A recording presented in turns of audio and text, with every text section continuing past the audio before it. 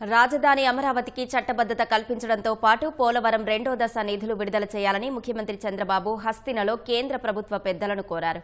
ఉద్యాన ఉత్పత్తుల రవాణాకు 50% రాయితీతో ఖాళీ రీఫర్ కంటైనర్లు అందించాలని విజ్ఞప్తి చేశారు. ఉత్తర దక్షిణ భారత్లను కలుపుతూ ఫ్రైట్ కారిడార్లు నిర్మించడంతో పాటు ఏపీలో మఖానా డెవలప్మెంట్ బోర్డును ఏర్పాటు చేయాలని విజ్ఞాపనలు అందజేశారు. ముఖ్యమంత్రి చంద్రబాబు ఢిల్లీ పర్యటనలో భాగంగా రాష్ట్ర అవసరాలపై కేంద్ర ప్రభుత్వ పెద్దలతో తీరిక లేకుండా వరుస సమావేశాలు నిర్వహించారు. హోంమంత్రి అమిత్ షా సహా 7 కేంద్ర మంత్రులతో భేటీ అయ్యారు.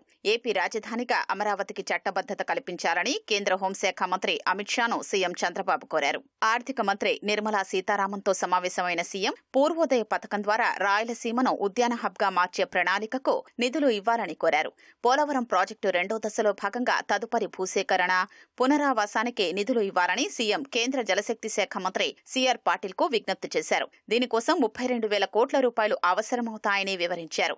గోదావరి వరద జలాల్ని వర్షాభావ ప్రాంతాలకు తరలించే లక్ష్యంతో పోలవరం, నల్లమల సాగర్ లింకు ప్రతిపాదనలకు ఆమోదించాలని అభ్యర్థించారు. జాతీయ నదుల అనుసంధాన విధానంలో భాగంగా ఈ ప్రాజెక్టుకు అనుమతులు మంజూరు చేసి సాంకేతిక, ఆర్థిక సాయం ఇవ్వాలని విజ్ఞప్తి చేశారు.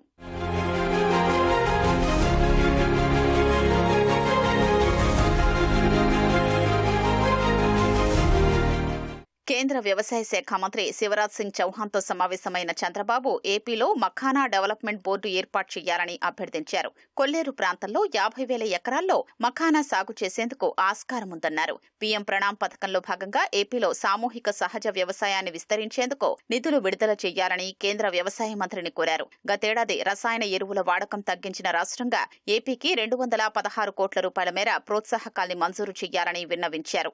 ఏపీలో కొబ్బరి సాగు చేసేందుకు 200 కోట్ల మేర సాయం అందించాలన్నారు.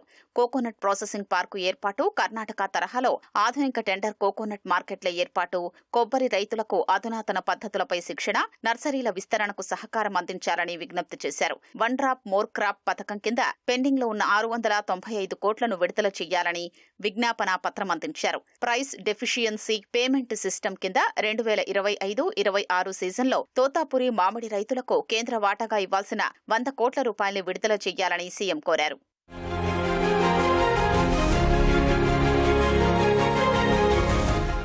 ఉత్తర దక్షిణ భారత్ను అనుసంధానిస్తూ ప్రత్యేక సరకు రవాణా కారిడార్లను ఏర్పాటు చేయాలని రైల్వే మంత్రి అశ్విని వైష్ణవ్ను చంద్రబాబు కోరారు. పోర్టుల్ని అనుసంధానిస్తూ విజయవాడ మీదుగా ఖరగ్పూర్, చెన్నై మధ్య ఈస్ట్ కోస్ట్ ఫ్రైట్ కారిడార్ ఏర్పాటు చేయాలని ప్రతిపాదించారు. దక్షిణ కోస్తా రైల్వే జోన్ కార్యకలాపాలు ఏప్రిల్ 1 నుంచి ప్రారంభమయ్యేలా గెజిట్ నోటిఫికేషన్ విడుదల చేయాలని కోరారు.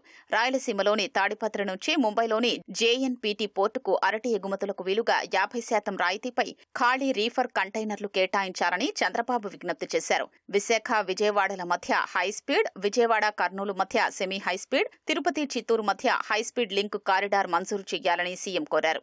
హైదరాబాద్, శ్రీశైలం, మార్కాపురం కొత్త రైల్వే లైన్ ద్వారా శ్రీశైల పుణ్యక్షేత్రానికి కనెక్టివిటీని పెంచాలని, తిరుపతి మీదుగా విజయవాడ, బెంగళూరు మధ్య వందే భారత్ సర్వీసును నడపాలని రైల్వే మంత్రికి ఇచ్చిన లేఖలో సీఎం పేర్కొన్నారు. వివిధ ఎక్స్ప్రెస్ రైళ్లకు కుప్పంలో స్టాపింగ్ ఇవ్వడంతో పాటు రైలు బోగి నిర్వహణ టెర్మినల్ ఏర్పాటు చేయాలని రైల్వే మంత్రికి విజ్ఞప్తి చేశారు.